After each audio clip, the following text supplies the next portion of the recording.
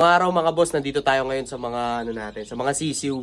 Bale, ito yung papisa natin ngayon, December 20. Ayan sila. Tapos meron pa doon, nagtatago.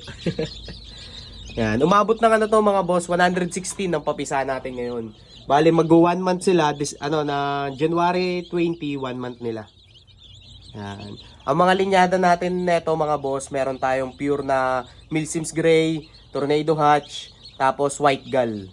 Tapos yung iba naman, puro cross na natin. Tulad ng mga high action tornado, meron tayo niyan dito. Kaya madami-dami tayong high action tornado. Tapos mga bulik, mga bulik natin, meron din tayo ditong bulik. Yan, tapos white avatar, meron din. Yan, bali ano mga boss, 1 month na ito mga boss, January 20. Yan, ulitin ko lang mga boss. Yan, bali pwede nyo na puntahan yan dito sa January 20. Kita-kits tayo dito mga boss. Yan, yun lang.